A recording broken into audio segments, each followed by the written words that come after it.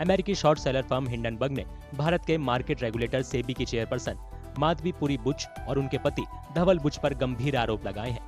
Hindenburg की नई report Adani group के खिलाफ स्टॉक में हेरफेर और धोखाधड़ी के पिछले साल जनवरी में लगाए गए आरोपों के करीब 18 महीने बाद आई है।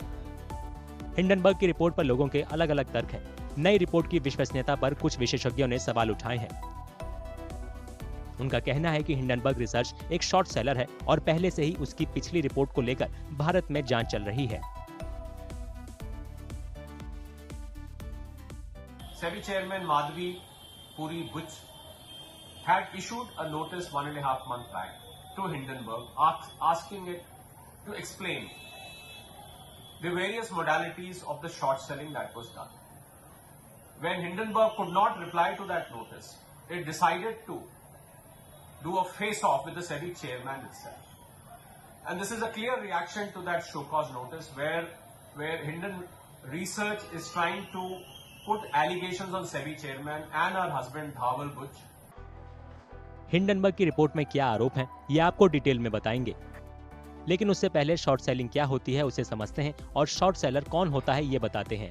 शॉर्ट सेलिंग ट्रेडिंग स्ट्रेटेजी है जिससे ट्रेडर किसी खास स्टॉक की कीमत में गिरावट का अनुमान लगाते हैं। इसमें इन्वेस्टर स्टॉक को मार्केट वैल्यू पर बिना किसी मालिकाना हक के बेचता है और फिर बाद में ट्रेड को पूरा करने के लिए उन्हें कम कीमत पर वापस खरीदता है।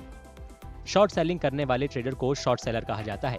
वे अनुमान लगाते हैं कि कंपनी के शेयर कुछ दिन बाद गिर जाएंगे। हिंडनबर्ग अमेरिका की रिसर्च फर्म है। ये अपनी रिसर्च रिपोर्ट और शॉर्ट सेलिंग स्ट्रेटेजी के लिए जानी जाती है।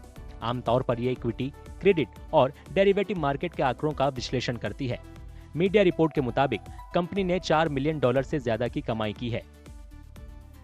I don't think what Hindenburg has said is going to make much of an impact because the current SEBI chairperson, Madam Madhvi Puri, she is a respected name, and post what Hindenburg has said, she has come out with a very nice and proper clarification.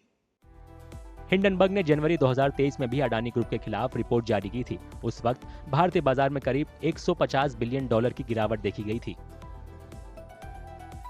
बाद में ये मामला supreme court पहुंचा, जहां court ने सेबी को Hindenburg report के आधार पर शॉर्ट सेलिंग की जांच के आदेश दिए थे।